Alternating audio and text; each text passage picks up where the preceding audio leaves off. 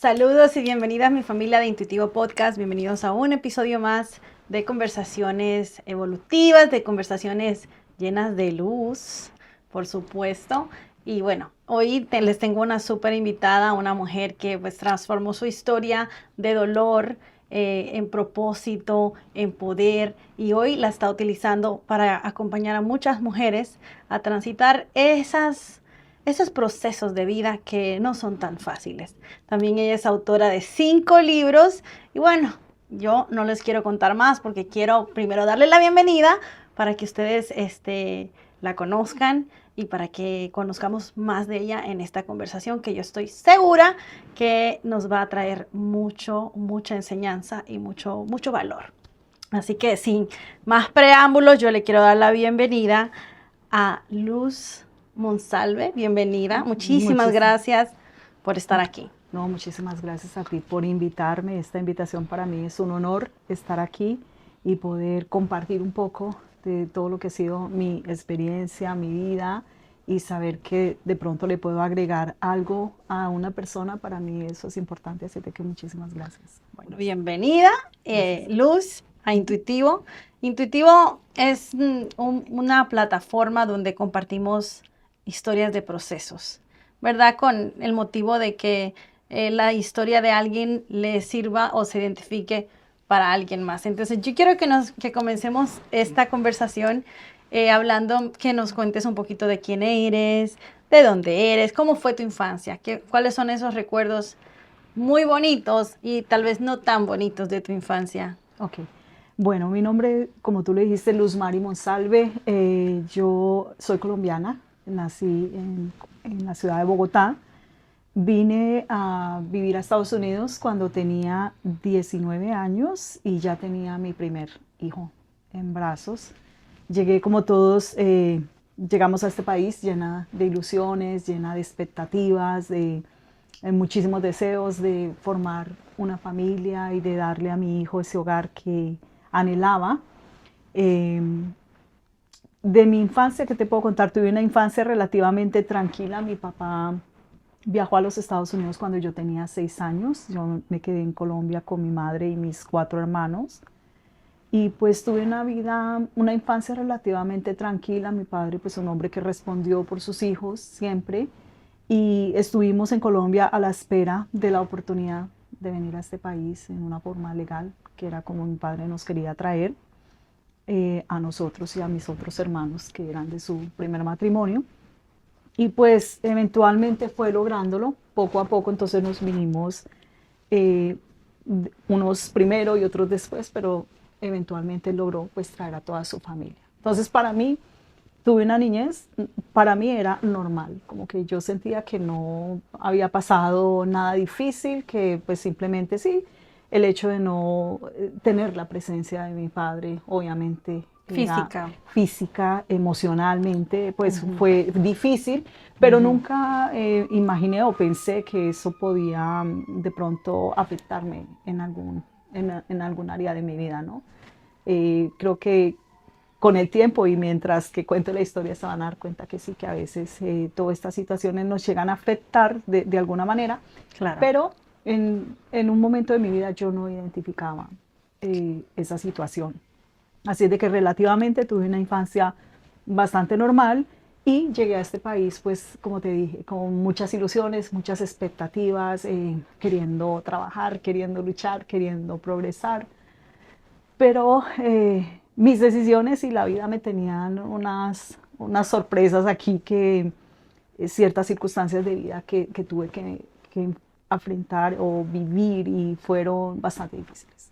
¿Cómo fue esa transición de moverte de país, de que cambiara completamente todo, la cultura, la comida, el lenguaje? ¿Cómo fue esa transición Bueno, pues cuando tú llegas aquí, básicamente tú llegas como un niño, ¿no? Un niño que no Sí, habla, nuevo. un niño que tienes cierta edad, pero te sientes un niño porque no te puedes comunicar, porque tienes que empezar básicamente de cero, es otra cultura, son otras costumbres muy distintas a las tuyas y es otro ambiente también, ¿no? Estás acostumbrado, vienes de un país donde obviamente tú hablas con quien quieras, sales, encuentras las cosas con mucha facilidad, y llegar a un país donde básicamente te sientes que estás en cero, que tienes que aprender, empezando por hablar, tienes que comenzar a aprender a hablar el idioma y cero comunicación aquí con todo el mundo. Fue una transición bastante dura, bastante difícil, sobre todo en lo laboral, ¿no? Porque obviamente para defenderse uno en lo laboral, en ese entonces no había tantos latinos como hay hoy en día acá, entonces era un poquito más complejo la situación de los trabajos y eso. Sin embargo, como todo, nos adaptamos y nosotros los latinos pues somos personas muy emprendedoras y muy echadas para adelante y buscamos la manera, ¿no? De cómo nos entiendan o qué es lo que tenemos que hacer para salir adelante. Y yo creo que eso lo hice con mucha facilidad. Y en tu país, o sea, ya siendo ya mamá, ¿a qué te dedicabas? ¿Qué hacías allá? Bueno, yo estudiaba en primera, estaba en el colegio, en el high school, terminé mi high school y pronto quedé en embarazo.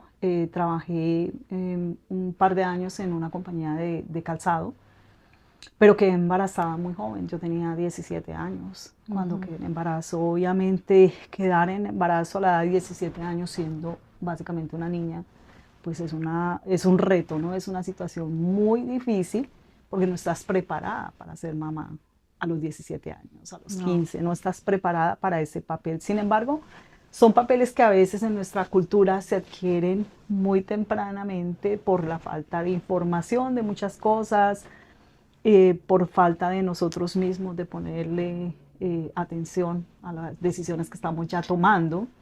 Pero también falta de educación, o sea, y en aquel tiempo, o sea, si en mi tiempo era muy difícil hablar de la sexualidad abiertamente, sí. O sea, no me No, imagino. no era un tema que se hablaba, no era un tema que se hablaba, no era un tema que hoy en día en casa se maneja con los hijos de una forma amplia, de una forma abierta y no hay problema con hablarlo.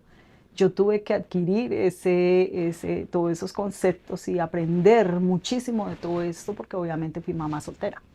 Y para enfrentar estos temas con mis hijos varones, con las niñas pues un poquito más fácil, pero con los varones pues es un tema complejo. Y sin embargo, lo hice por lo mismo, porque yo no quería que ellos repitieran en sus vidas lo que yo ya había vivido. Entonces, pues típico de uno como madre, ¿no? O sea, que quieres evitarles todo eso a los niños, a los hijos, pero bueno, no siempre se puede.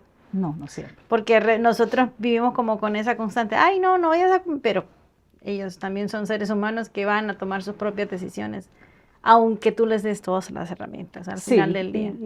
De eso estábamos hablando antes de iniciar esto y este episodio que yo te estaba comentando, que como padres ser conscientes de lo que les debemos de enseñar a nuestros hijos en casa y lo que nosotros tenemos que como padres observar en ellos, es un trabajo que como comunidad y como padres lo debemos hacer. Eso no garantiza que nuestros hijos no van a tener sus propios procesos, obviamente, porque las lecciones de vida todos las vamos a tener que aprender individualmente. O sea, eso no es algo colectivo, es algo que todos individualmente vamos a tener que aprender nuestras propias experiencias. Claro.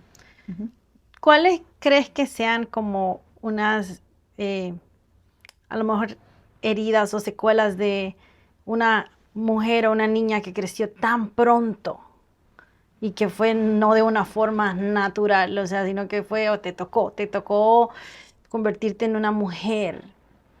Pues son secuelas muy, muy profundas por lo mismo, porque no estás preparada para desenvolverte como una madre, como una ama de casa. Estás estudiando, te estás preparando para un futuro, te estás preparando para dar ese siguiente paso, a ir a la universidad, seguirte preparando para llegar eventualmente a hacer eso que te adelantaste a hacer y que te causa, claro, un cambio radical en tu vida totalmente, porque ya tienes que asumir roles que, como digo anteriormente, para los que no estás preparado, no estás preparado para ser mamá. No fueron naturalmente así como que, ay, el Pero tiempo. por otro lado, creo que esas situaciones a veces, no siempre, porque hay mujeres que toman decisiones radicales en esos momentos, pero también te enseña a adquirir esa madurez que no tenías, obviamente. Te fuerza, te fuerzas porque dices, ok, ya estoy en esta situación, la tengo que afrontar y tengo que poner todo de mí porque Que ya hay salga otra bien. personita, ya hay un ser dentro de ti, ya tienes que decir, si eres una persona, una madre, obviamente que tiene valores, que tiene respeto por sí misma, por su vida, pues vas a respetar esa vida también y sabes que tienes que comenzar a luchar por esa vida y que tienes que dar todo de ti para que esa vida pues esté bien, ¿no? Y darle todo lo que se necesita, pero es difícil. Es muy difícil y son pasos que uno se adelanta en la vida y que sí, claro que sí tiene secuelas y secuelas bastante fuertes.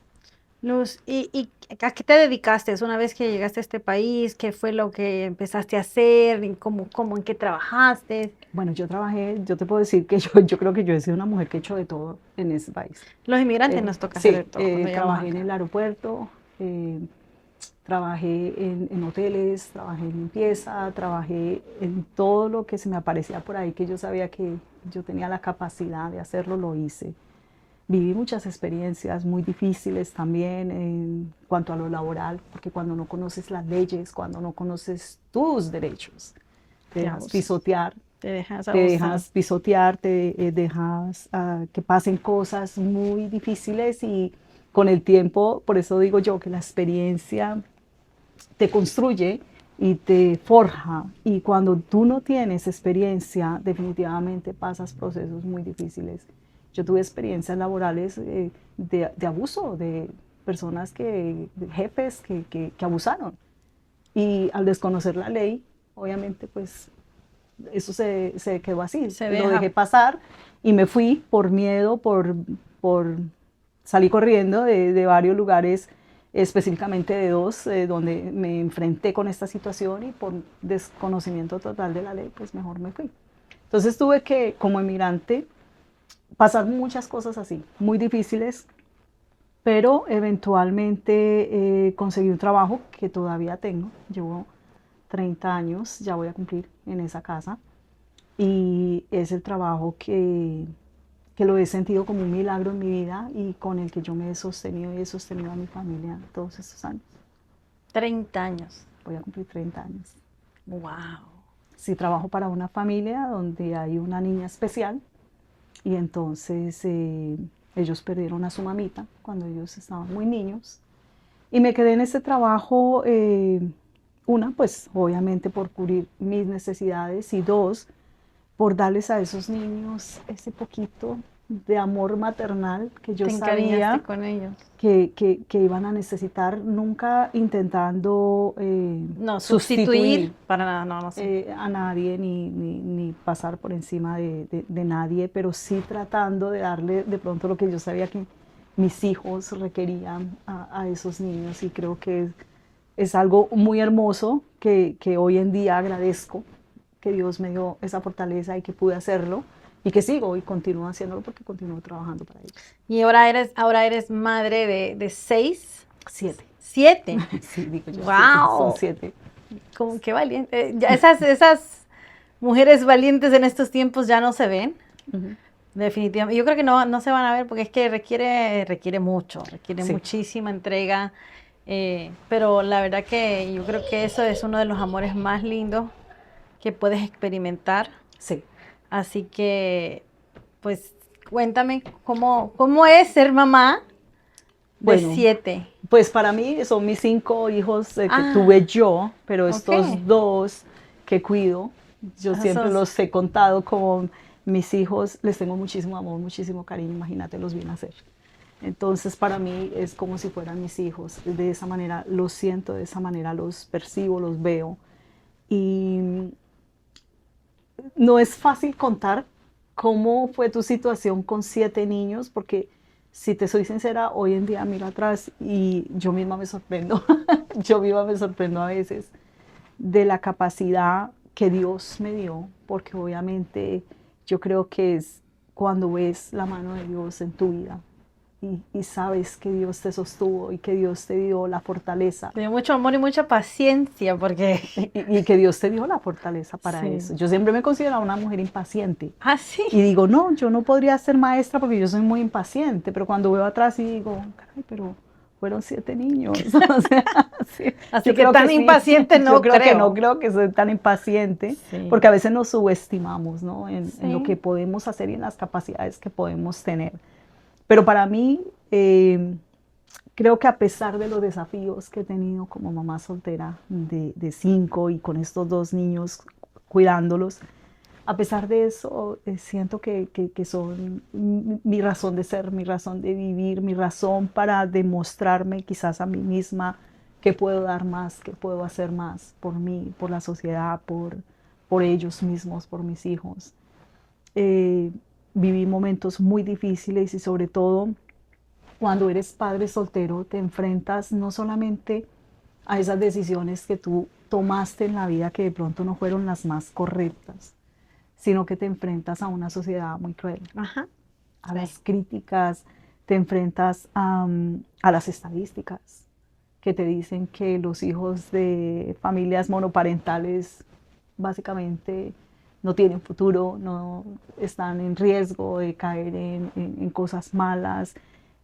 Cuando eres padre soltero y estás con tus hijos en una manera vulnerable, estás en ese rol donde no sabes hacia dónde te quieres dirigir con ellos y tienes miedos de cómo vas a enfrentar esa situación, porque no quieres fallar como padre, porque yo creo que uno de los miedos más fuertes que tú enfrentas como padre soltero es fallar como padre y decir, ¿será que puedo cumplir con esta labor que Dios me encomendó en realidad y poder hacer el trabajo sin fallar?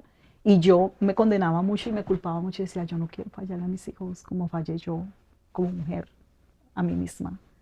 Yo no quiero cometer tantos errores. Entonces me juzgaba y me ponía en una situación muy difícil, muy, muy difícil porque no solamente me daba golpes de pecho por las decisiones que había tomado en la vida como mujer, sino que como madre creo que me exigía demasiado. Me exigía no mostrar una mujer, y creo que esta es la parte que es más importante, cuando eres padre soltero o madre soltera, no sé si les pasa a todos, pero me pasaba mucho a mí, es querer ser el super papá o la super mamá, es querer hacerlo todo. No sé si has escuchado mucho esa frase que dice, te conviertes en padre y madre. Y yo creo que tú nunca te puedes convertir en papá o mamá. Tú eres mamá o eres papá. Simplemente haces algo extra de lo que te toca, porque obviamente no está tu De compañero más. de vida. O sea, fuiste mamá soltera y no tuviste como esta oportunidad de hacer co-parenting, o sea, de que del papá de tus hijos estuviese presente en su vida, por lo menos. Exacto. No tuviste esa oportunidad. En ciertas etapas, sí, pero él fue deportado. Entonces, pues no hubo como esa posibilidad de que él fuera parte de la vida de los hijos, porque no he sido una persona que incluye o involucra a los hijos en sus situaciones personales. O sea, cuando una pareja no funciona o cuando un matrimonio no funciona, simplemente es el matrimonio. Y eso yo lo he tenido muy claro y lo tengo muy bien establecido. Pero en este caso el padre no estaba. Entonces no podía acudir a él a nada porque no estaba presente, no estaba acá. Entonces fue muy difícil la situación y, como te digo, enfrentar no solamente tu responsabilidad como mamá, como padre soltero, sino todas estas otras cosas que hoy en día las pienso y no me afectan, porque obviamente ya tengo un nivel de conciencia muy diferente, ya he trabajado mi personalidad y he trabajado mi vida de una manera muy distinta, pero en aquel tiempo donde las cosas eran tan vulnerables, te afecta muchísimo. Luz, cuéntame cómo tu vida dio un giro tan drástico de, bueno, ser mamá soltera y, o sea, estar cuidando 7 niños, a ser escritora, autora de libros. Sí. Cuéntame, pero yo quiero saber qué te llevó ahí. O sea, cómo llegaste a decir, bueno, voy a escribir, voy a compartir este proceso que pasé.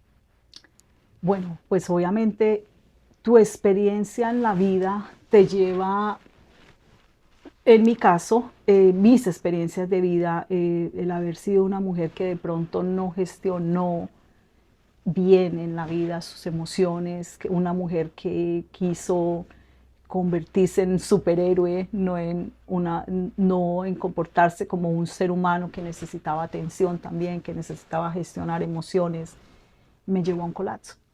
Me llevó a tener un colapso emocional muy fuerte, porque yo por muchos años viví en este modo supervivencia y en este modo automático. Viví violencia doméstica en una manera fuerte. Viví con una persona narcisista. Entonces, cuando tú vives este tipo de situaciones, te pierdes un poco, pierdes tu integridad, pierdes tu vida, te pierdes en ese tipo de relaciones. ¿Cómo lo haces? ¿Cómo te pierdes? No te podría decir cómo te pierdes.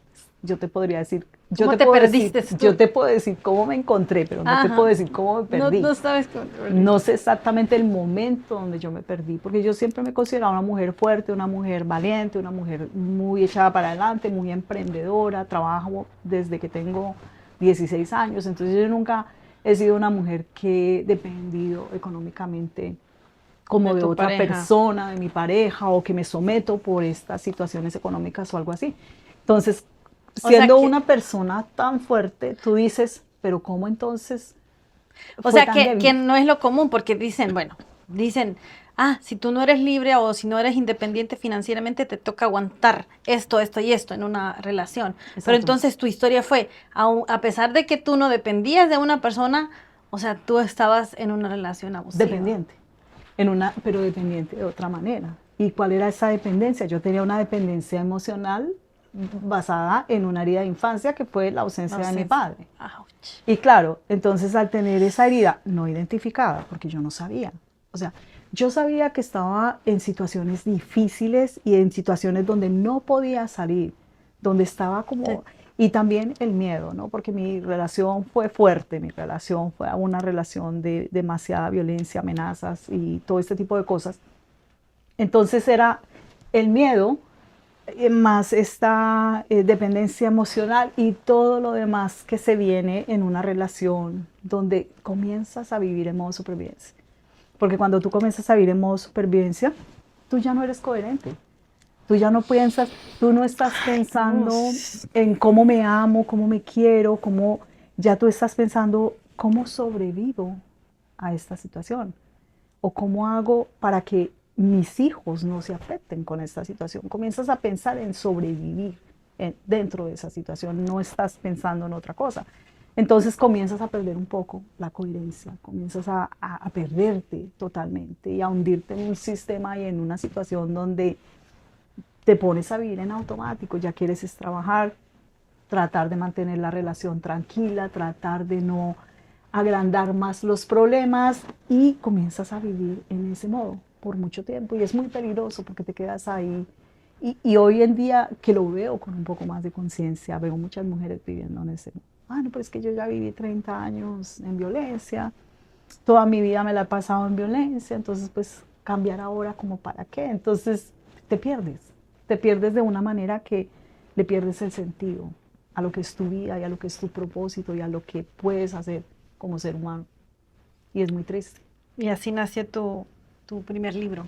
¿Cómo se llama tu primer libro? Mi primer libro se llama Después de la violencia llega el amor verdadero, el amor propio. Ese fue el primero. Y lo dividí en dos. En realidad yo saqué 2 libros al mismo tiempo, que fue ese y No Más, Ya No Más. Historia de resiliencia, madre soltera de 5. Lo dividí porque pensé que era de pronto un libro muy largo y que tenía 2 temas, 2 conceptos totalmente distintos. Uno era pues obviamente mi vida, lo que había vivido en violencia doméstica. Trasfondo. Y el otro, lo que hice como madre. Entonces dije, no, voy a separarlo para que sean 2 conceptos totalmente diferentes. Pero creo que escribir para mí ha sido algo que he tenido siempre.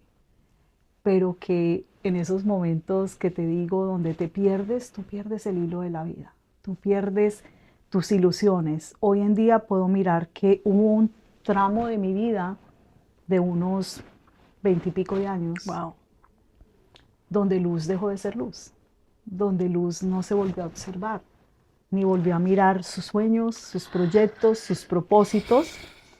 Se enfocó en culparse, en ser mamá, en ser, en tratar de complacer, yo no sé a quién quería complacer, a la vida, a todo el mundo, y que la gente me Tratar de ser viera, el modelo que... exacto, y que la gente me viera como yo en realidad sentía que era, pero que sentía que me percibían de diferente manera. Porque habían todos estos juicios en contra, ¿por qué tantos hijos? ¿Por qué esto? ¿Por qué lo otro? Y hoy en día digo, Dios mío, ¿en qué momento yo me perdí de tal manera que le di tanta importancia a los demás? Luz, y a la pregunta de por qué tantos hijos. ¿Tú querías tener muchos hijos o No, simple y en sencillamente... realidad las cosas se dieron de una manera que obviamente en mis libros creo que en alguno menciono algo de cómo se dieron esas circunstancias, porque a veces cuando tú no estás en un entorno de una casa, de una familia, tú no sabes cómo se dieron las cosas. Obviamente cuando tú encuentras ya estoy en embarazo, no lo estabas buscando, te estabas cuidando o qué sé yo, X, y ya sabes que estás en embarazo, ¿qué vas a hacer? O sea, no puedes hacer nada, tienes que afrontar tu responsabilidad y tu realidad.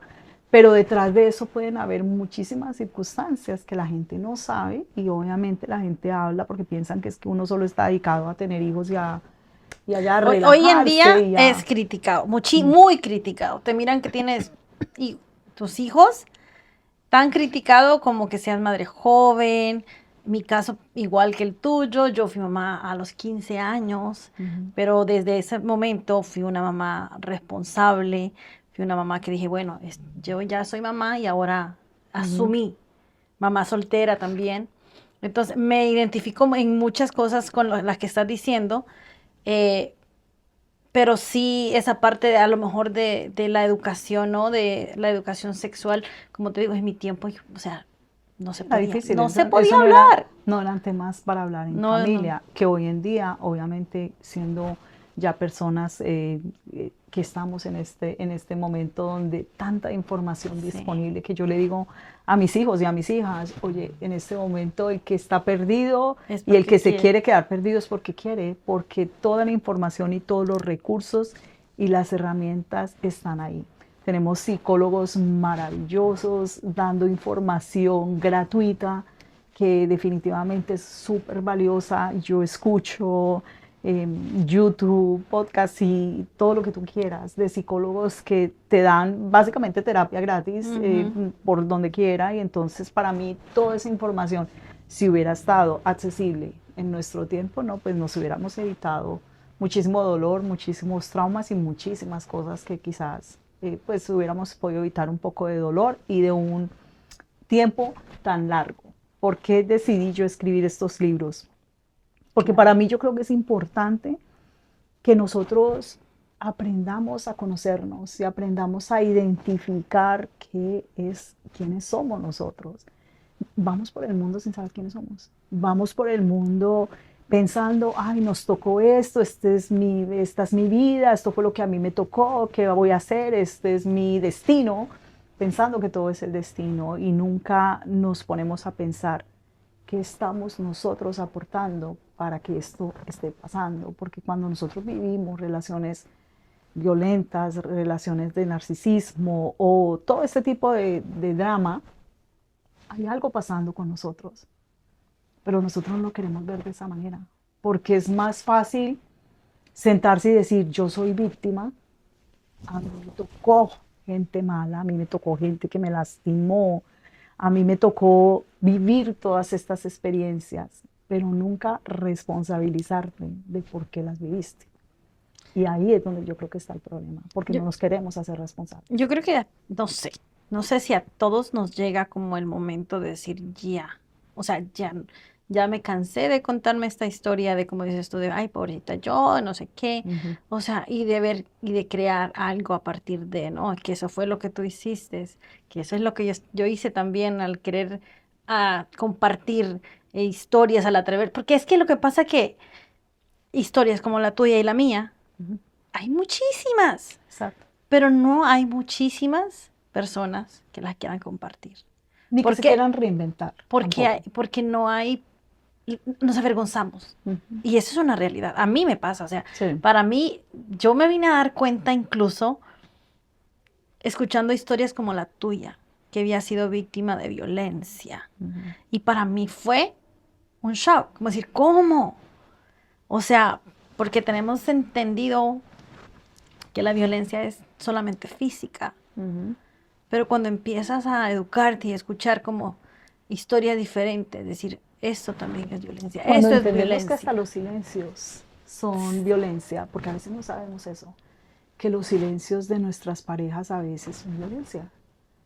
Y cosas muy sutiles que a veces no pensamos, esta manera tan sutil que a veces tienen las parejas de prohibirnos, de limitarnos. De Pues, mutilarte todo. absolutamente, o sea, y gracias, o sea, que te atreves tú, que me atrevo yo, bueno, yo no te puedo decir que he podido como hablar muy abiertamente de esto, porque siento que todavía no tengo como a lo mejor las herramientas para entender, así como tú ya lo hiciste, pero el simple y sencillamente, o sea, yo me acuerdo que yo me senté con la psicóloga y ella me dijo, es que tú no puedes, o sea, ella me estaba diciendo, mira, esto y esto es así. Yo no, o sea, en una negación terrible, me dijo, es que tú no puedes, querer proteger a una persona así. O sea, nunca más regresé a terapia, imagínate tú. O sea, tanto fue el shock que, no, ¿cómo es? Pero ¿cómo si yo? O sea, no, no puede ser, o sea, no, no, no. Entonces, entramos en un ciclo de negación, de no querer aceptar que esto no está bien. Y yo creo que hay algo muy importante que tú acabas de mencionar porque me pasó con una psicóloga. Cuando nosotros vamos y tomamos la decisión, y yo creo que este es uno de los factores más grandes que he visto yo misma dentro de la comunidad donde estoy, de violencia doméstica, de mujeres, hombres que han sufrido violencia y que no quieren atreverse a hablar con un psicólogo. Wow. Y es exactamente lo que tú acabas de decir porque yo lo viví. Es ir donde la persona equivocada, porque no todos los profesionales la tienen clara tampoco. O sea, pueden haber estudiado, tener mucho conocimiento, pero dentro del conocimiento también tiene que existir la empatía. La empatía por esa persona que se está abriendo a contarte una historia, quizás en un momento muy vulnerable. Sí. Entonces, cuando tú vas donde un profesional y le estás contando tu historia en una forma muy sensible y la culpa es tuya, o sea, básicamente, a mí esa fue la respuesta que me dieron, es tu culpa, tú creaste todo esto. Y sí, hoy en día puedo ver eso, sí, obviamente soy responsable. Pero ya uno tiene culpa. Claro. O sea, uno ya, la culpa uno la tiene, o sea, constantemente, o sea. Exacto, tú tienes culpa, aparte estás frustrada y estás en una situación vulnerable y dependiendo de qué tipo de violencia estás viviendo, estás en un momento muy frágil. Vas donde una persona profesional y te tira al piso diciéndote, oye, pues no, ¿qué se puede hacer aquí? Eres responsable 100% y si tú no haces algo para salir de esta situación y cambiar, pues vas a seguir en lo mismo. Entonces, incluso en ese momento, y de verdad que fue un momento muy, muy duro para mí, pues ya estaba en crisis cuando llegué a ese punto. Incluso me dijo, bueno, quédate, haz como si nada, haz lo que has estado haciendo. Sí, entonces tienes que tener mucho cuidado. O sea, y yo entiendo porque por muchos años yo decidí no ir donde el psicólogo. Yo dije, ¿para qué? O sea, para que me diga que yo soy culpable de todo, pues para eso ya me quedo aquí con la culpa que yo ya tengo. Yo ya sé cuál es mi parte, entonces ¿para qué voy a ir a que me lo digan? No tengo nada que ir a hacer allá porque no sentía que era una forma de ayuda para tu vida. Hoy en día lo veo obviamente de una forma diferente. Hay profesionales increíbles, hay gente capacitada de una forma y llenos de lo que yo te digo, empatía por tu caso. Sí, sí está bien, imagino yo, que el psicólogo no puede involucrar sus emociones y sus sentimientos en tu historia, claro, pero tener empatía por lo que estás escuchando es de humanos. Y yo creo que eso sí es algo que debes de buscar alguien que te quiera ayudar y sobre todo cuando tú estás en situaciones muy sensibles. ¿Por qué? Porque de ahí depende lo que tú vas a decidir hacer. Porque si tú te encuentras con esa pared donde te rompieron el corazón y ya te dijeron tú eres responsable, tú eres culpable y aquí no hay nada que hacer, pues ¿qué vas a hacer tú? Quedarte callada. Tú no vas a seguir diciendo nada porque vas a sentir más vergüenza aún de la que ya tienes y más culpa todavía de la que ya tienes. Entonces, encontrarse uno con esa pared es muy complicado y sobre todo por las decisiones que tú vas a tomar después de esa situación. Luz, y sobre todo que también muchas veces estás rodeado o rodeada de personas que te dicen, que te confirman esa culpa, que te la están diciendo, sí, o sea, tú sigue ahí, o sea, Eres eso es, culpable, sí, escogiste mal. o sea, tú eh, sabías que ya era así, tú lo conocías desde el principio, o sea, eso se ve, o sea, la familia de uno y la gente que te rodea, pues es lo cruel. mira mucho antes que tú. Y es cruel. O sea, en el momento que a lo mejor tú estás pasando por esa situación, Ujú. te dicen, bueno, pero Tú sabías. tú eres la culpable, o sea, tú es tu responsabilidad. Y es una realidad. Sí, Y es una realidad. pero, sí, Que, pero, que sí, es claro, cierto. Pero mi punto siempre va a ser, habiendo estado en esa situación y sabiendo el hueco en el que te sumes, no es la manera de sacarte de ahí. Si alguien de verdad te ama, te aprecia, te quiere, te valora como persona, como ser humano, tú no estás capacitado para pensar coherentemente en esas circunstancias. Te voy a dar un ejemplo bien clarito que tengo en este momento, y es mi hija menor. Ella estaba en la Universidad de Georgia estudiando el año pasado y se enfrentó con su primera relación amorosa, una relación que pegan duro, las primeras. Y claro, vive esta decepción de le fueron infiel y vive toda esta decepción de entrar en una depresión terrible. Y no me dice, sino que se sume en esta depresión y decide no estudiar un semestre, sin decirme. Cuando yo me doy cuenta, pues ya era muy tarde para involucrarse nuevamente en la universidad, la encuentro en una situación bastante difícil, una depresión, pero fuerte. Entonces, ¿qué pasa? Bajo mi conocimiento y todo lo que yo ya he vivido, yo ya pude ver eso como lo que era, claro. un momento, y tener esa compasión. Ya no fui la mamá que fui a poner reglas, la mamá que fui a decirle, no, tú tienes que hacer esto, la mamá que siempre está arriba de sus hijos diciéndoles lo bueno, lo malo y todo esto. Ya tuve que convertirme en esa herramienta Usarlas. que ella necesitaba para salir de esa situación. Y yo creo que es lo mismo con todas las personas en general. Cuando vivimos estas crisis, cuando vivimos estos momentos, son momentos. No nos vamos a quedar ahí toda la vida. Y de lo que las personas que nos rodean, nos aman, nos aprecian, hagan, depende lo que va a pasar con nosotros y con nuestro futuro o con el futuro de cualquier persona que se encuentre en una situación difícil. ¿Cómo, cómo le ayudarías tú o cómo le puede ayudar uno a una persona que está en esta situación y no tiene las herramientas o no, o sea, desde una posición empática, de que ya lo pasaste, que ya entiendes que mentalmente, emocionalmente te pierdes, no tienes las herramientas para Exacto. empezar y no tienes, o sea, no sabes, Yo porque lo que pasas por les, esos tiempos muy prolongados en una relación enferma, dices tú estás ya en sobrevivencia, o sea, ya no estás, sí, ya, no estás no coherente. estás coherente, no estás pensando normalmente. Entonces, para mí, en este momento ha sido mi mensaje para este tipo de situaciones, tanto mujeres como hombres, porque también he tenido que tener esta conversación con hombres que están en esa situación de abuso.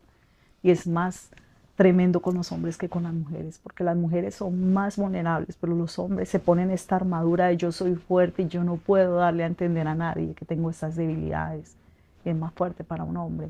Entonces es muy difícil, pero lo que yo siempre le digo que el primer paso para uno salir de esa situación es ser consciente de que está ahí.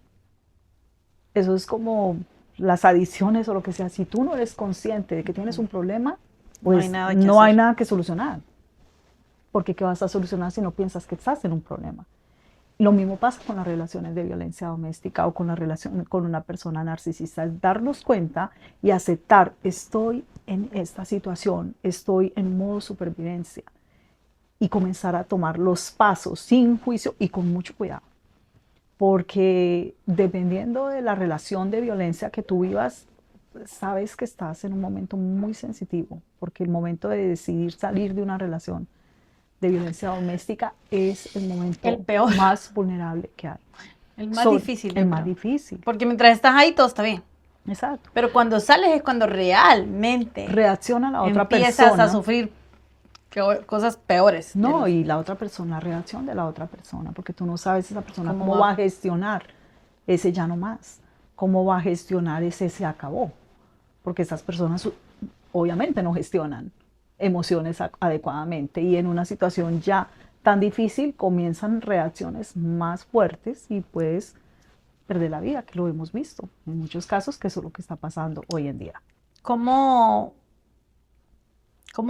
sales, por decirte, de una relación donde no hubo violencia tal vez física, que es más difícil, porque no puedes denunciar, porque no hay pruebas? O sea, si denuncias, llamas y, me dijo, me hizo, pero no hay golpes físicos y desafortunadamente en este país es, te lo tienes que aguantar.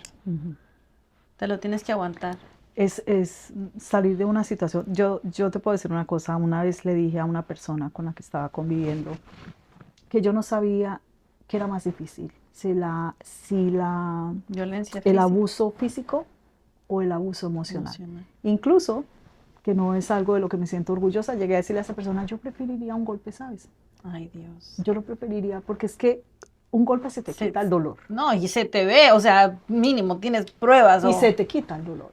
Pero cuando es un abuso emocional, es un abuso que te consume y es un abuso que te drena y que te hace perder tu valor, tu autoestima, y es muy delicado. Para mí es uno de los abusos más fuertes que hay. Yo considero que todos los abusos son malos, claro, pero el abuso emocional es un abuso muy duro, muy fuerte. Te pierdes, te enfermas, te consumes. Entonces, para mí, como te dije anteriormente, lo primero es aceptar que estás en esa situación. Aceptar que estás en modo de supervivencia, en una situación vulnerable, y comenzar a dar los pasos de acuerdo a tu situación, porque todas las situaciones son diferentes. Cuando yo tengo estas charlas con mujeres de violencia doméstica, con hombres que han vivido violencia doméstica, niños que han pasado abuso, que lo he tenido que escuchar, no se puede dar, yo no soy psiquiatra, no soy una persona que tenga una especialidad, estoy estudiando psicología positiva, pero no es lo mismo que tú estés estudiando, a que tú tengas un certificado y tú puedas darle una mentoría a una persona. Cuando son estos casos así, siempre les digo, busquen la persona adecuada, busquen a una persona profesional que les pueda dar una guía adecuada, porque tu caso es delicado y en eso se puede perder hasta la vida. Entonces tú no puedes generalizar. Claro que no. Tú no le puedes decir a una persona, no, sal corriendo, mire, haz esto, haz esto. Bajo tu experiencia, tú puedes compartir tu historia y decirle a una persona, oye, a mí me funcionó esto. Esto fue lo que yo hice, estos fueron los pasos que yo di, pero eso no significa que eso es puntual, que eso le va a funcionar a todo el mundo en general. No, no a todo el mundo le funciona. Yo tengo casos en las historias que te comenté, que cuento, donde hay chicas que han perdido la vida. Hay chicas que han perdido la vida en el proceso de salida. Ya habían salido, algunas de ellas ya habían salido de la relación y perdieron la vida.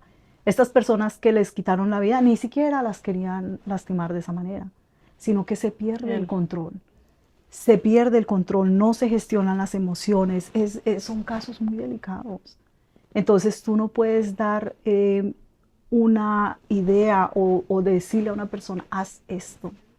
Esto es lo que tienes que hacer. Yo creo que cada persona individualmente, viendo y analizando su situación personal, debe tomar la decisión, ok, mi caso es muy grave y lo tengo que comentar con personas definitivamente adecuadas, que sea un psiquiatra, que sea las autoridades, gente que de verdad la pueda respaldar, la pueda ayudar. Que tú te das cuenta cuántos ¿Cuántos casos tenemos? Todos los días tenemos casos de mujeres muriendo a manos de su pareja. Y ya habían decidido irse, ¿no? Ya se había terminado la relación.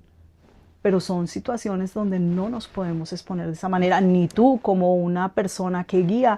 Yo cuento mi historia porque me quiero identificar con estas mujeres. Yo quiero decirles, yo pude salir, tú puedes hacerlo, pero tenemos que buscar la forma para cada persona individual. Y obviamente eso es un proceso, eso no se le puede, o sea, yo en general nunca aconsejo algo así, puntual para alguien, o algo que diga, no, tú tienes que salir de esta y esta manera, o tienes que hacer lo que yo hice porque eso es lo que funciona. No, eso me funcionó a mí, pero no sé si le va a funcionar a las demás. Entonces, tenemos que tener mucho cuidado con el tema de violencia por eso. Es un tema muy sensitivo, es un tema que tenemos que trabajar mucho como sociedad, como padres. Yo creo que nosotros nos falta muchísimo trabajo en eso, como padres también. ¿Por qué? Porque a veces observamos en casa a nuestros hijos con baja autoestima, con falta de amor propio, observamos a nuestros hijos siendo violentos y justificamos todos esos actos. No, es que el niño es así, tira la puerta, tira las cosas, golpea, grita, y como padres, ¿qué hacemos? Justificar esos actos. No, es que el niño es así, es que ese es el temperamento de él. No, los niños no son así. Todos esos comportamientos se han generado de acuerdo a las circunstancias de vida que hemos tenido en casa, al entorno, a todo lo que vivimos. No es que seamos así, no es que seamos violentos. No somos, no nacimos de esa manera. Las circunstancias de la vida nos han convertido en esas personas. Hay una película que vi hace unos años por ahí, se llama, ay, no me recuerdo, pero sí es de una relación así, y donde me dices, o sea, ya la persona le habían ayudado a salir muchas veces de esa relación, se había ido a un refugio, pero ella por alguna razón regresaba. ¿Por qué tú crees que la víctima tiende a regresar? Porque hay una dependencia, obviamente. Hay una dependencia emocional hacia esa ¿Al persona y maltrato? no es amor. ¿Al Y maltrato? no es ni al maltrato, es esa dependencia de necesito esta persona porque cubre algo que tú necesitas. Supongamos, yo pienso que cuando tú te quedas en estas relaciones es porque tú en realidad no quieres afrontar lo que de verdad sientes, lo que de verdad eres y esos espacios, esos vacíos que necesitas llenar de alguna manera y que crees que los vas a llenar con migajas y te quedas aguantando y te quedas soportando un poquito porque detrás de todas estas relaciones violentas viene esa sensación después de perdóname, no lo vuelvo a hacer, yo te quiero, yo te amo, yo te adoro, todas estas promesas de cambios y tú te aferras a eso. Porque no todo dentro de una relación violenta, no es golpes todos los días, el desayuno, el almuerzo, la comida, tú no estás recibiendo golpes diariamente o todo el tiempo. Simplemente hay momentos violentos, pero también hay momentos de adrenalina, también hay momentos de reconciliación, también hay esos momentos cariñosos que tú como ser humano necesitas. Y entonces tú te aferras a esas poquitas cositas que vas recibiendo de esta persona, que es muy poco, que es nada, básicamente, porque eso sería lo mínimo que tendrían que hacer por ti.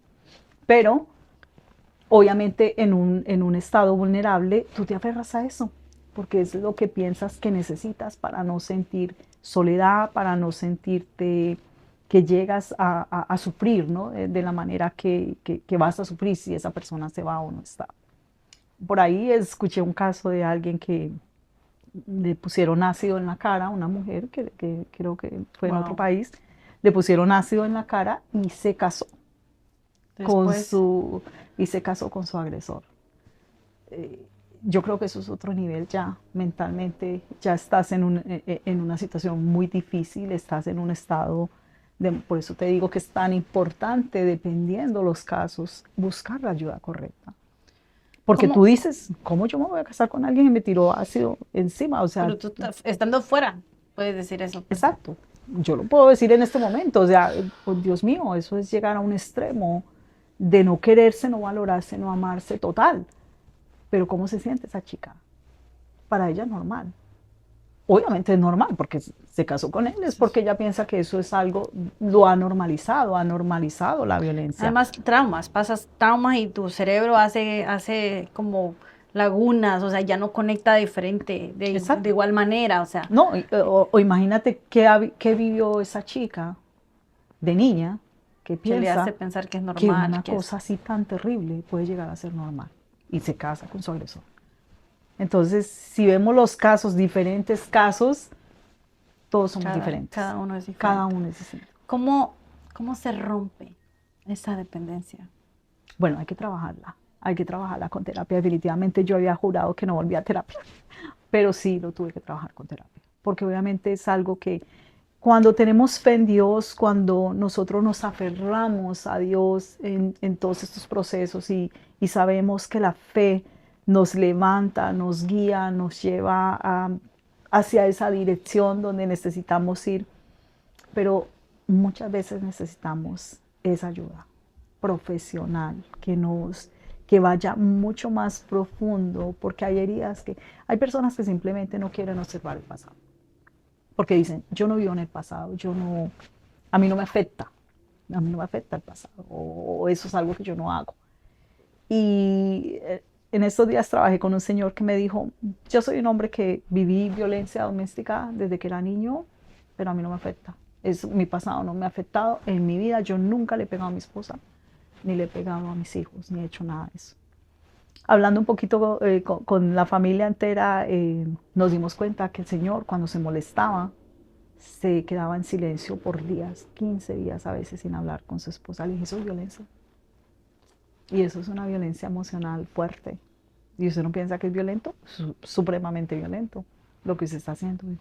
Pero ¿cómo? Si yo no la toco. Yo le dije, es que eso no es únicamente violencia. Violencia se puede dar de muchas maneras y a veces por eso no nos observamos, porque pensamos, no, eso a mí no me afecta, eso no tiene nada que ver. Sí tiene mucho que ver en nuestros comportamientos y en lo que hacemos y en lo que repetimos y en cómo nosotros nos comportamos con nuestros hijos, con nuestra familia, con todos los demás seres humanos. ¿Cómo saliste tú? Bueno, primero, como te dije, siendo consciente de qué era lo que yo estaba haciendo, aportando. O sea, ¿cómo te diste cuenta? Porque dices 20. Bueno, pasaron 20 años, digamos, dentro de estas dos relaciones tan conflictivas, tan duras que Y fueron tuve. dos relaciones diferentes. Sí, pero yo creo que yo siempre fui consciente de que estaba en una situación difícil, de que estaba en unas relaciones violentas, que tenía que salir. No sabía cómo. Saliste de la primera. Saliste de la primera. Sí, y no sabía por qué. ¿Qué pasó? Porque entré en la segunda. ¿Y por qué te digo que era un Porque tramo? es importante conversarlo, o sea, no Sí. es morbo, sino es que yo sé que si uno no sana, o sea, lo más probable es que vas a salir de una para Sí. meterte ¿Y por qué a otra. te digo que hubo un tramo tan extenso? Porque primero una relación fue 8 años y la otra fue casi 7 años, más o menos. Pero en el medio yo tuve un espacio. Yo no salí de una relación para otra. Yo tuve un espacio fuerte, un espacio casi de 5 años o más, sola, absolutamente Pero sola. no te trataste ni... Pero yo hice lo que te digo que hace mucha gente. Puse allá mis emociones por allá a un ladito y me puse a trabajar, a ser mamá, a hacer todo lo que tenía que hacer para proveerle a mi familia, a hacer todo. Y cuando llegó ese otro momento donde apareció esta otra persona que ya no era violenta física, sino ya a nivel más emocional, pues volví a entrar en una relación sin saber lo que iba a vivir y lo que iba a tener que experimentar dentro de esa relación. Ahí yo fui creando un poquito más de conciencia, no, esto ya es un patrón de comportamiento, esto ya no es casualidad. Comencé a hacerme este análisis de mi vida entera, de cuando era jovencita, cómo habían sido mis relaciones. Siempre hubo infidelidad, siempre hubo mentiras, algo de violencia, aunque fuera sutil, pero la hubo. Entonces comencé a hacer este estudio yo misma, decir, no, aquí hay ya un patrón de repetición, ya esto no es algo casual, ya es algo que está sucediendo en mi vida regularmente y aquí hay que pararlo, hay que pararlo. Llegar a ese momento no es fácil, ¿sabes por qué? Porque te tienes que analizar tú misma y estudiarte tú misma y entender la culpa que tú tuviste dentro de toda la situación y no con culpa, La digamos, de juicio. responsabilidad. La responsabilidad que tuviste dentro de esa situación. Asumirla y entender que sí fuiste responsable. Porque hay gente que dice que no. No, pues que ¿cómo me vas a decir que yo soy responsable? Sí. Como tú y yo cuando fuimos donde psicólogo que nos dijeron que éramos culpables.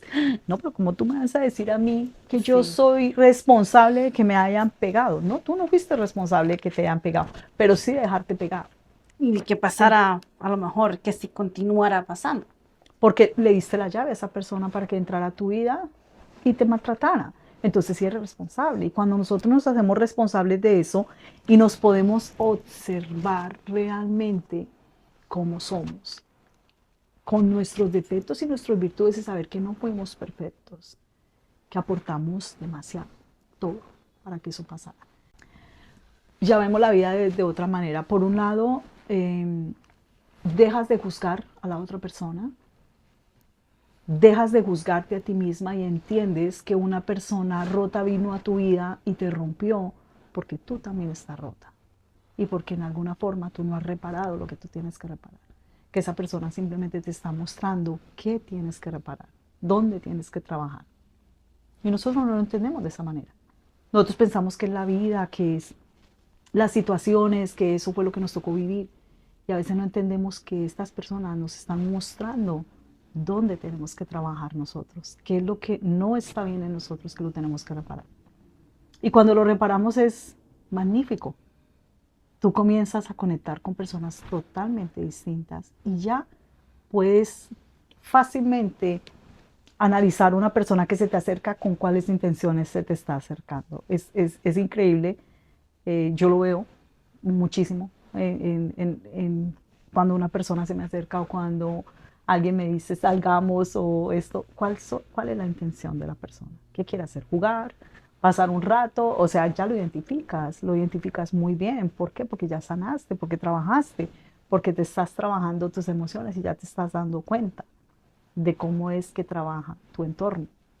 Entonces son cosas que para mí, lo más fácil ha sido, o lo más fácil y complicado ha sido verme como soy y aceptarme como soy.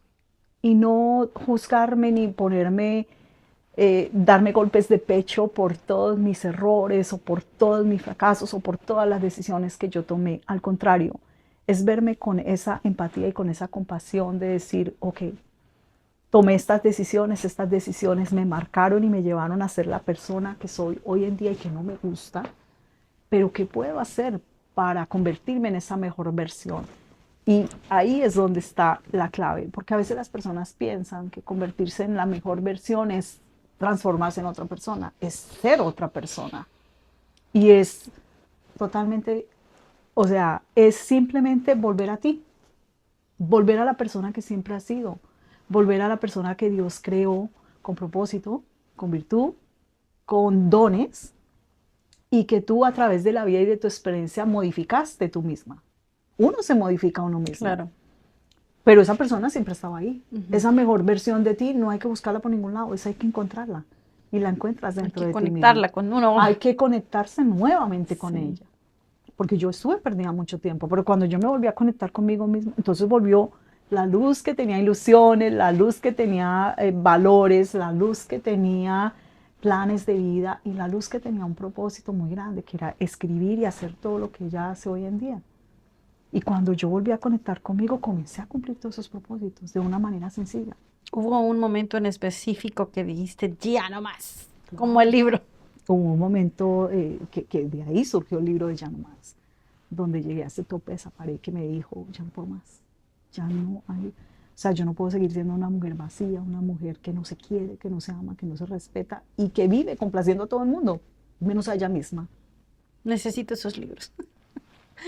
Cuando tú encuentras o te encuentras en esa situación, es un momento difícil, no es un momento fácil, porque es el momento de analizarte tal y como eres y decir, esta soy yo y esto, yo hice un análisis muy profundo de mi vida. Dije, no me gusta esto y sí me gusta esto, pero lo que hice fue enfocarme en lo que sí me gustaba. ¿Qué me gusta a mí de mí? ¿Quién ha sido luz como mujer, como persona, como madre, como ser humano que sí le gusta? Y me enfoqué en eso, en fomentar más y en hacer más de lo que sí me gustaba de mí, porque eso minimizó lo que no me gustaba. Y comencé a cambiar hábitos, obviamente. Tenemos que hacer cambios de nosotros mismos, que sabemos que nos tienen en esa situación. Voy a observar más, me voy a volver un poco más reactiva, me voy a volver un poco más, ¿cómo te digo? Voy a investigar un poco más las personas, voy a poner un poco más de cuidado a las señales que las tenemos todos. Tenemos esas señales, pero ¿qué pasa? Nosotros queremos ser esas mujeres que cuidamos, que protegemos y que decimos todo con nuestro amor lo podemos cambiar. Yo creo que eso es también una muy común, ¿no? De que estás con el mentiroso, con el infiel, con el agresivo y o con el que es borracho y piensas, ay, conmigo va a cambiar. Yo lo voy a cambiar porque mi amor es un amor muy poderoso. Con el amor que él me tiene a mí, yo voy a poder mover el cielo y la tierra con esta persona, y en realidad es un engaño que nos hacemos nosotras mismas, y es un trabajo que nos ponemos que no tenemos, porque nosotros no somos las psicólogas de nuestra pareja. Nosotros no tenemos que rehabilitar a nadie. Nosotros simplemente somos esas compañeras que llegamos a la vida de un hombre a sumarle, y necesitamos exactamente eso en nuestra vida, una persona que venga a sumarnos.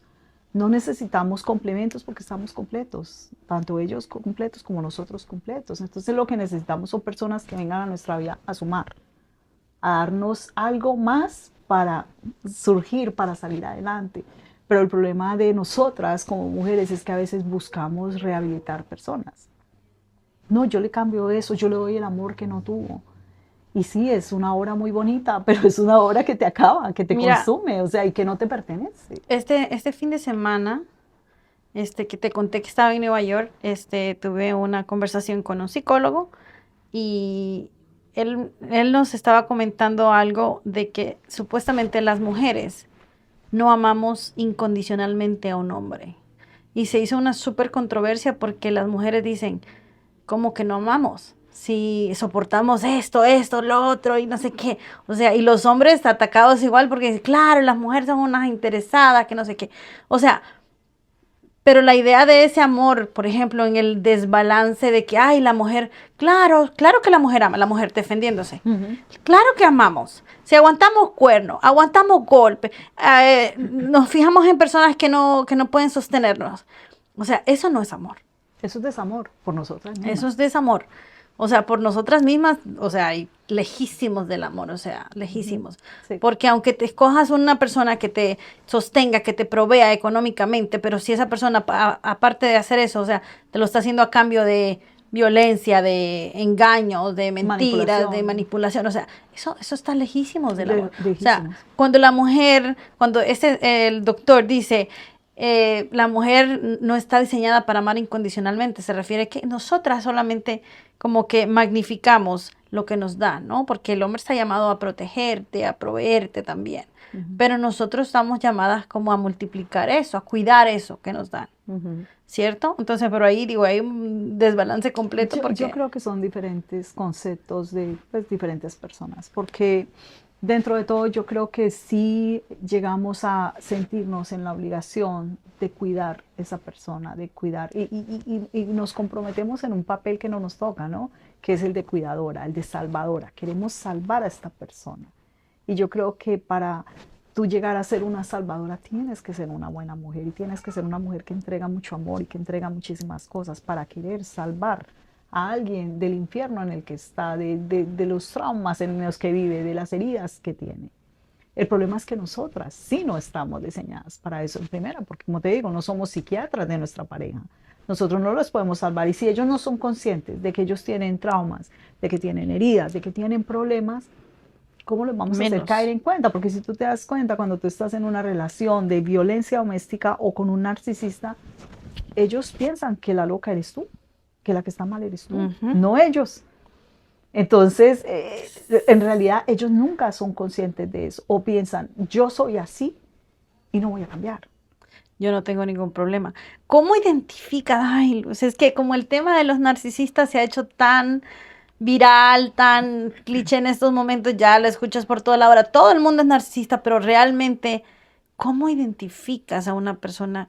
Para mí, un narcisista es una persona, como dices tú, desconectada, Sí, pero que el no puede narcisista es ver. muy difícil de identificar al principio porque son personas muy inteligentes y muy sutiles en la forma que hacen las cosas. Yo creo que ni ellos mismos Te saben que... llegan de una forma muy específica, muy especial, te hacen sentir la mujer más maravillosa del mundo y cuando te dan, o sea, cuando estas personas tienen estos cambios, que son cambios radicales donde a veces te elevan y te ponen por el cielo, pero cuando te tiran, te dan duro con eso y vuelve, eso es una, como un, una ola, un eso va subiendo patrón. y va bajando.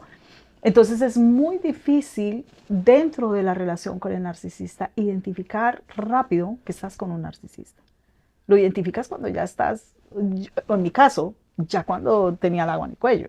O ¿Cómo sea, identificarías tú hoy, siendo la mujer que eres, o sea, ya con la experiencia?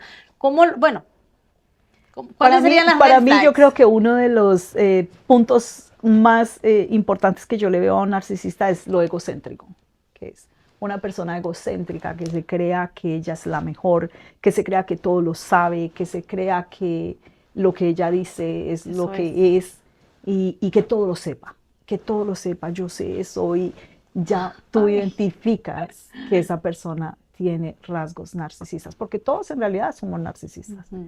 y tenemos algo de narcisismo, porque ¿quién no quiere atención? Todos queremos atención en algún momento de nuestra vida. Pero cuando esto se convierte en un patrón de comportamiento donde tú necesitas esa atención de tu pareja todo el tiempo, que tú estés alabando a tu pareja todo el tiempo, o no sé si en algún momento de tu vida has entrado en una relación donde todos los temas de tu pareja son importantes, pero cuando tú cuentas los tuyos, no hay importancia, o sea, o esa persona ni siquiera quiere escuchar lo que tú estás diciendo, porque lo de él es más importante.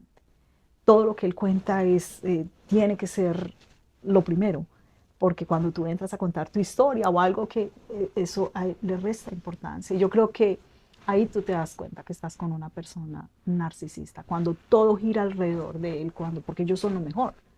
Y estas personas tienen un problema para, ellos no identifican que ellos son narcisistas. Claro. Es más, ellos nunca, yo creo que ellos, hay muy pocos casos donde ellos asumen que ellos son Me narcisistas y que imagino tienen un que hay problema. variantes también, ¿no? O sea, no necesariamente tiene que ser el egocéntrico y así. Sí, También debe de hay haber... variantes y yo creo, pero dentro de todo el narcisista es egocéntrico. Es egocéntrico, es una persona que él es primero, él es segundo y si hay un tercero es el tercero y él es lo más importante. Y él necesita esa vitamina que tú le das de subirlo, de elogiarlo, de ponerlo en la gloria. Y nosotras le damos ese combustible como mujeres. ¿Por qué? Porque queremos, de pronto tú estás en una relación y que tú quieres que tu pareja se sienta importante, que tu pareja se sienta capaz, que tu pareja se sienta que tú estás ahí para estar con él en los momentos difíciles y no difíciles. Pero tú nunca piensas que le estás dando combustible para que él crezca y te vuelva a ti pequeña, ¿no? Y que después él va a utilizar como todo ese combustible para destruirte, porque básicamente lo que hacen, te destruyen emocionalmente. Entonces, para mí, yo creo que una forma de identificar una persona narcisista fácilmente es mirar si es una persona muy egocéntrica. Todos somos egocéntricos, como te digo, en alguna forma. Queremos atención, queremos ser vistos en alguna manera, pero esto hay que hacerlo con un nivel muy diferente, porque cuando esto ya se convierte en un comportamiento donde tú necesitas ser visto de esa manera, o tú llegas a una reunión y esta persona la que habla, la que dice, la que sabe todo, la que se toma el show, como dicen, y nadie más puede hablar, nadie más puede decir nada porque esta persona tiene que ser vista como lo mejor. Tiene que ser el centro de Sí, atención. entonces ahí tú te das cuenta que hay un problema de Wow. narcisismo. 5 libros los... Sí. ¿Cuántos? 5 libros y estoy trabajando hoy en día en uno de niños, eh, precisamente por lo que te digo, yo creo que todo tiene que comenzar en casa. Nosotros a veces nos olvidamos que ahí es donde están los fundamentos y que no es la responsabilidad ni de los profesores, ni de los psicólogos, ni de los maestros, ni de nadie de educar a nuestros hijos emocionalmente, que somos nosotros los padres los que tenemos que hacer. Hoy en día mi hijo está atravesando un divorcio y yo tengo 3 nietos. Wow. Y yo puedo claramente, sin ser Guiarlo. psiquiatra, Guiarlo. sin ser psiquiatra y sin ser psicóloga, puedo ver cómo cada uno de ellos está afectado en una emoción distinta. Entonces, tomé a estos 3 personajes que son mis nietos y les creé un personaje, dependiendo su emoción. Y estoy trabajando en un libro con ellos. Y ha sido muy interesante eso, porque no solamente que me he conectado con mis nietos en eso, porque ya ellos saben que son parte de la historia y que se van a volver famosos con la historia, sino que ya les puedo hablar a través de ese libro, porque son unos niños y tú tienes que buscar la forma de conversar con un niño. Tú con un niño no puedes conversar como estamos conversando tú y yo en este momento, porque no te va a entender absolutamente nada. Entonces lo tienes que hacer a través de juegos, a través de algo. Entonces, de anécdotas, de historias. Me creé esta historia de 3 amigos, que son mis nietos, pero son amigos en la historia. Y les estoy contando la historia de ellos mismos. Bueno. Y yo puedo ver en esas caras y lo que ellos están sintiendo y cómo se identifican con esta historia. Entonces estoy trabajando en eso, que va a salir muy pronto, queriendo Dios, y yo creo que es algo muy, muy hermoso. Porque cuando trabajamos en la familia, cuando trabajamos en nuestros hijos y cuando nos damos cuenta como padres que no somos perfectos como papás y que nuestros hijos tampoco son perfectos. Claro. Y que si les podemos ver estos defectos a tiempo, son agresivos, cómo son nuestros hijos, se deprimen, tienen ansiedad, o tiran todo, o cómo son, cómo se comportan, y podemos ayudarlos. Yo creo que es nuestra responsabilidad tomar esa acción, decir, ok, no estoy viendo un comportamiento adecuado a mi hijo está perdiendo el control por todo. Está tirando la puerta, está tirando las cosas, me grita, me falta el respeto, y no es porque él sea así, es porque hay algo que él tiene, que esa es la forma como lo está expresando. Y nosotros como padres, yo creo que, y como sociedad, tenemos la responsabilidad. Claro. Imagínate cuántos posibles violentos evitaríamos si nosotros como padres observáramos a nuestros hijos desde esta profundidad. Así es. Luz, no sé si nos puedes decir como un paso a paso tal vez para cerrar con algo de a lo mejor una guía corta de cómo tal vez reinventarte después de estar en una relación abusiva. Sí. O sea, del momento que dijiste ya no, ¿cuáles son los pasos? Bueno, para mí el primer paso más importante, aceptar que viviste lo que viviste sin juzgarte, sin maltratarte, simplemente lo viví y en qué lo quiero transformar. Me quiero sentar en el sillón a llorar todo el día y a decir yo soy una pobrecita víctima que sufrí, o quiero tomar toda esa experiencia y decir qué puedo hacer con esto y a quién yo le puedo ayudar con esto. Y comenzar a dar pasos pequeños, cambiar hábitos, poner límites. A veces hablamos fácil de los límites, decimos yo tengo que poner límites, yo tengo que convertirme en una mujer de alto valor y poner límites y quererme, amarme y respetarme. Pero esto no se construye de un día para otro, eso se tiene que construir con el tiempo. Y el primer límite que hay que poner es a ti misma, no a los demás. Tú te pones los límites. Tú dices, yo no le voy a hacer a una persona, no voy a permitir que esa persona me haga lo que yo no le haría a esa persona. Y yo creo que ese es el primer límite que tú debes de poner. No le permito a una persona que me haga algo que yo no soy capaz de hacerlo.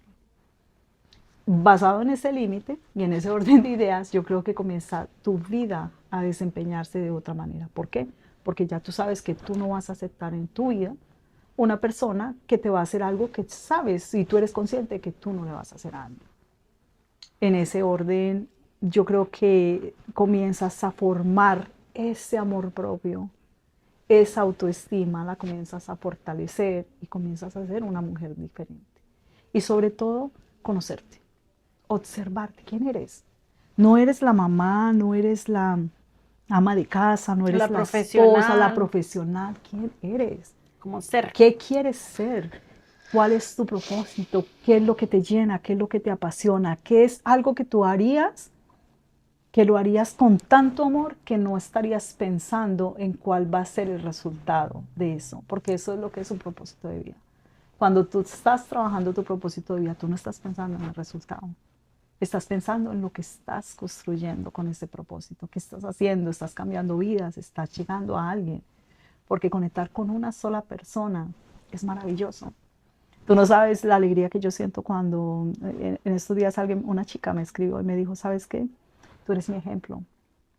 Tú eres mi ejemplo como mamá soltera, tú eres mi ejemplo. Yo soy mamá soltera de 4 y yo te miro mucho y he visto lo que has logrado con tus hijos y me siento muy orgullosa de conocerte.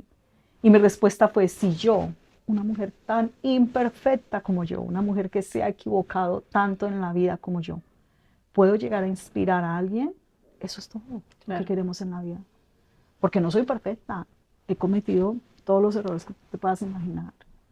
Pero es que no se trata de eso, de mirarte desde el juicio, de mirarte de esa manera, sino de qué he hecho yo con esos errores, cómo los he transformado y qué he hecho yo para que mi familia no repita esos errores que yo también, como tú dices, es muy difícil evitarle a los hijos que repitan cosas o que vivan sus propias experiencias.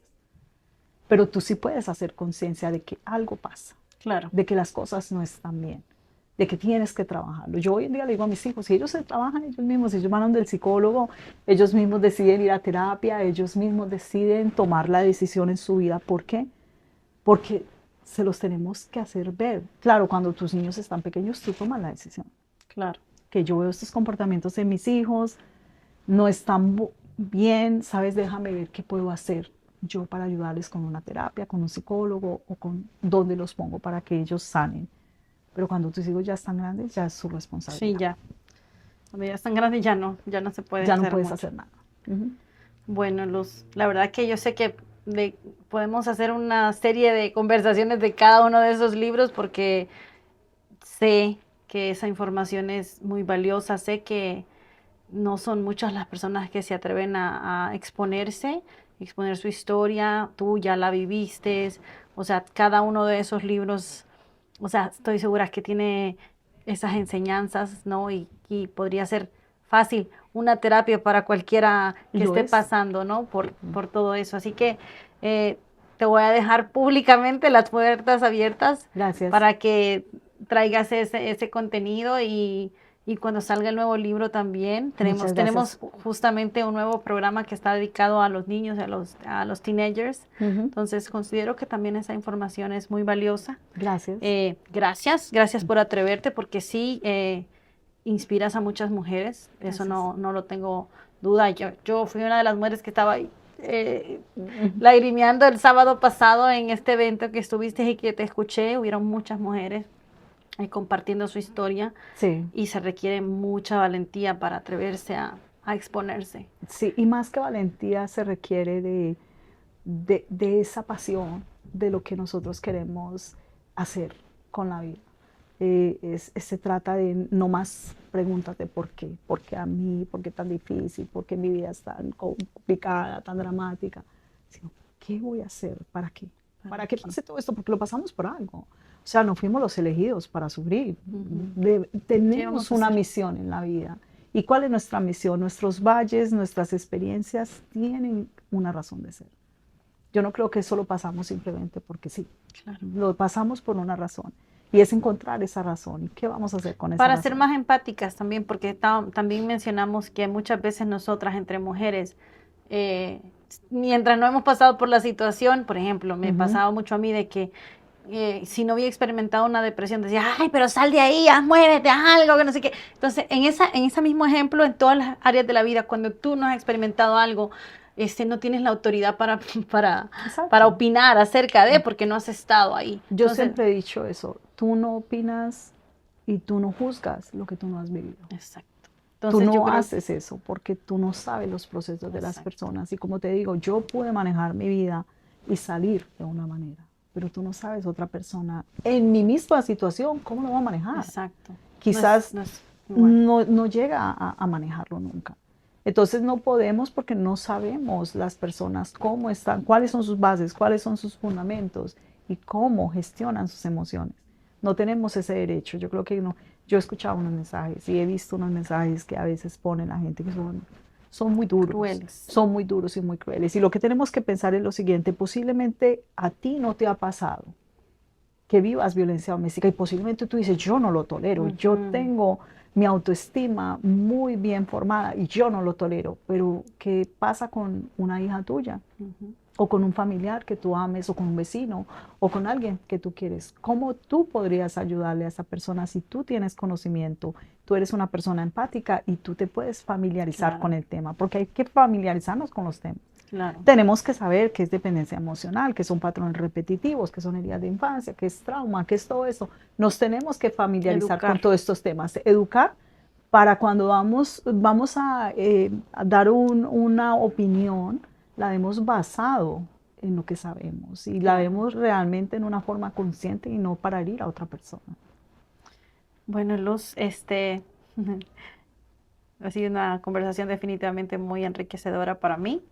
Y espero de verdad que sea la primera vez y que no sea la última. No, yo claro sé que que podemos no. Para mí conversar también horas. ha sido muy... Pasó el tiempo volando, siempre pasa el tiempo volando, pero bueno, sí. Con mucho valor. Muchísimas gracias por permitirte estar aquí, compartirnos tu historia de tus procesos. Y bueno, esta es tu casa para cuando gustes. Si quieres, comparte tus redes sociales y cuenta un poquito de lo que haces por si alguien necesita. Sí, pues bueno, a mí me encuentran en Instagram como soy Luz Monsalve y tengo talleres, tengo un curso de cómo escribir tu primer libro, porque escribir es sanar. Escribir no se hace únicamente por poner palabras en un papel, eso es sanar, eso es liberar. Nos ayuda muchísimo escribir. Así es de que si alguien está interesado en escribir un libro, no sabe cómo hacerlo, no sabe cómo iniciarlo, pues aquí está Luz que las puede guiar, que las puede ayudar en ese proceso. También doy talleres de cómo hice yo para salir. Tengo un desayuno con propósito que hago cada 3 meses. Es un evento que hago aquí en Atlanta, donde nos reunimos mujeres emprendedoras, mujeres que como yo han tenido que pasar procesos y han tenido que salir adelante con sus niños. Me encanta tener madres solteras en estos eventos porque es algo con lo que me identifico muchísimo. Este evento es maravilloso. Si alguien quiere participar, se llama Desayuno con Propósito. Lo puedes encontrar en mi Instagram, en mis redes sociales, en Facebook, estoy como Luz Monsalve. Y La Voz de Luz es mi podcast que también cuento episodios. No solamente cuento mi historia, cuento la historia de muchas mujeres y hombres que han vivido procesos quizás hasta más duros que los míos y que me enriquece ser la voz y saber que puedo compartir esas historias. Bueno, familia, espero que este episodio les aporte, así como me aportó a mí, y que, bueno, sea para que nos regale un poquito de luz en ese camino que muchas veces es difícil cuando estás pasando por esos procesos, ver cuál es el siguiente paso, ver si puede salir. Entonces, sigan a Luz, miren todo su contenido, involúcrense en la comunidad y siempre, ¿no? Aunque no pases por estas experiencias, probablemente pueda ser, como dices tú, alguien que esté ahí para acompañar, ¿no? A esos procesos. Y gracias a ti por este espacio, porque definitivamente son espacios que nutren, que ayudan, que edifican y que nos ayudan a construirnos como comunidad. Así y que de pronto impulsamos a más personas, a más mujeres a levantar su voz, a decir, estoy en esa situación o estuve en esa situación y quiero ayuda, quiero cómo salir. Nosotros contamos con muchos psicólogos que nos colaboran, que nos ayudan, profesionales que pueden ayudarlas y guiarlas en sus caminos de sanación. Así de que no, yo estoy para ustedes cuando me necesiten y muchísimas gracias por este espacio, fue increíble, de verdad, se me pasó el tiempo. Sí, volando. Y aquí podríamos hacer una serie de Netflix completa, sí, yo creo, con todas las historias. Sí. Bueno, familia, nos vemos en el próximo episodio y bueno, esperen más contenido de este tipo. Muchas gracias.